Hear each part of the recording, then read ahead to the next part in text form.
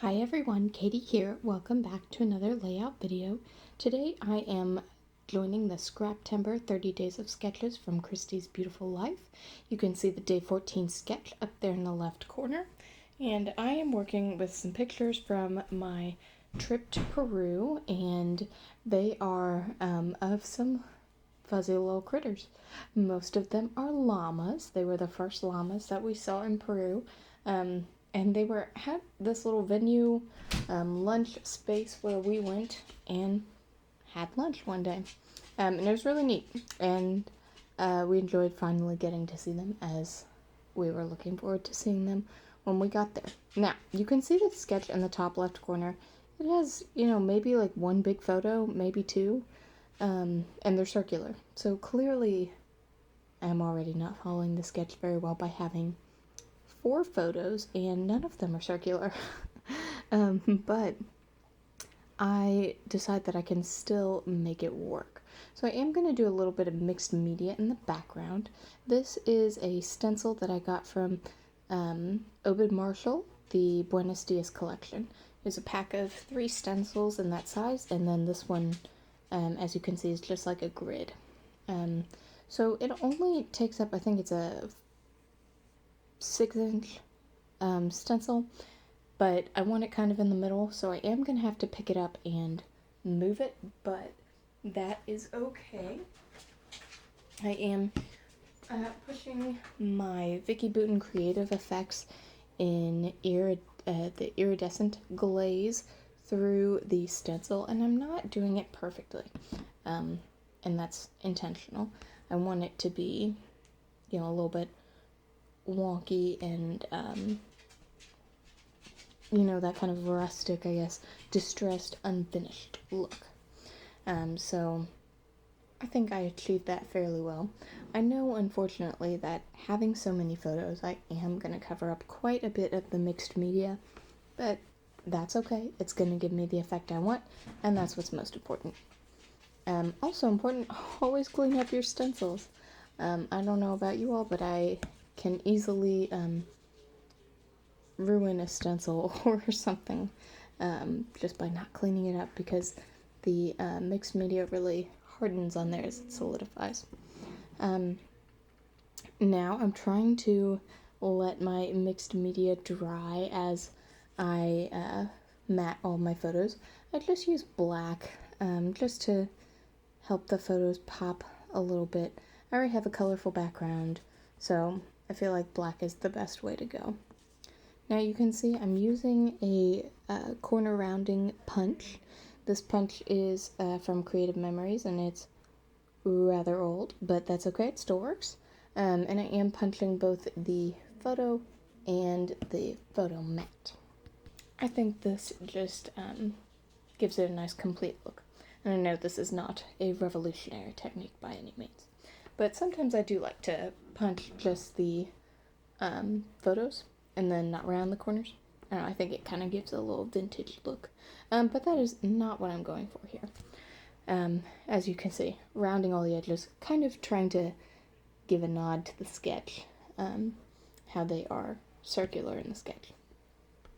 So, my mixed media is not quite dry, but I am going to start working anyway. And I decide that I want my photos kind of overlap and nestle, but I want to keep the kind of line that is in the sketch. So I put them over to the side and decide that's the order I want them in. I would have put them on my layout, but like I said, the mixed media was not dry. And also it's small in the sketch, but you can tell that there are some defined lines going down the middle. So I grabbed this piece of paper. It is just a branding strip from a Paige Evans paper that was just sitting on my desk, and I thought it worked really well. Additionally, I grabbed this yellow ribbon. It's like a satin ribbon. It was in my desk. I have not used any, fibers in a long time, so I thought, why not use it? And then there's definitely some yellow in my pictures, and there's some yellow in the embellishments that I got out that I know I want to use. So once I get that there, I try to arrange my photos so, my line is pretty clear from the inspiration of the sketch, and ultimately, I'm covering up a lot. There's a lot you can't see, but I like what it is. It's the best way to get all my photos on, give a nod to the sketch and still be able to see everything that I want to see. That is one thing I found with my vacation pictures. It's so hard to just pick one or two to make a, nice, really artsy layout or follow a good sketch. I always have so many photos, and I took so many more too. These were the ones that I thought were good when I pared down. So it's definitely hard to cut pictures and decide what you do and don't want. So I thought I was gonna do some journaling in a box on the right side, but I decided to fill in this kind of naked space over on the left. I am going to journal sideways, which is a little weird, but I think it works best for how my layout is going. It's kind of keeping things on that straight line. At least that's what I'm going for.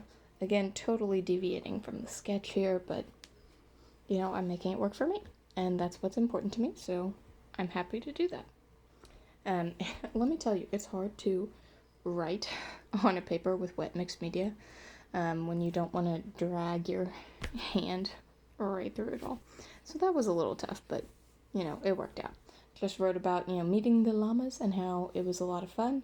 They were the first llamas we met in Peru, and we were excited to pet them and just be around them. Now, these llama stickers, they are faux enamel stickers from Paper House Productions. I've had them since, as soon as we decided we were going to Peru in 2019, I bought them. So I've had them forever but haven't used them. And instead of doing the stars and all the speckles and stuff that are in the layout, I decided I'm putting llamas and cacti all over it.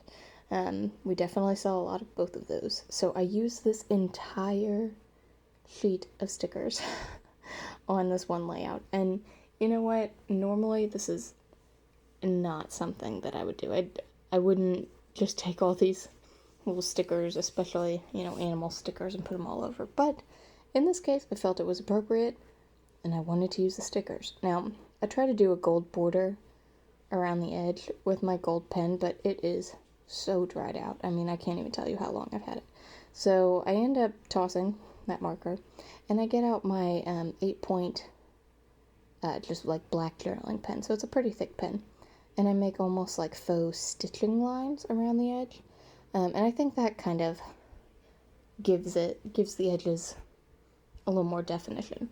If you're looking closely, you can still see that there's gold, but like I've said, it's very faint. The marker was running out. Wasn't great. And now to fill in all the empty spaces, I take my pink Heidi Swapp Color Shine and just splatter a little bit all around. And at the time, I really thought that I was finishing my layout until I was like, oh no, I never put a title. Which, isn't that just how it goes? I completely forgot to do that. But I did grab some of my chipboard thickers and decide to just spell out llamas. I know that's not a super creative title, but it is quite appropriate for what is on the page. Now, it does take me a few minutes to line them up exactly where I want them, and ultimately, I'm not sure if I even make it as even as I want it, but you know what? It's okay. It works out. I have a title. I like that the like map brown colors of the thickers. I like how it looks with the layout. I think it kind of gives a nod to all the grass and in some cases like dead grass that's in the layout, so the colors kind of work out well. Now, of course, I've got to glue down these stickers because they don't stick well on their own, and they certainly don't stick well over the mixed media. But that's okay. I'm happy to have my title glued down, and then I decide I need a little more color shine. So I get the sweet mint color and finish off my layout. Thanks so much for watching. Bye.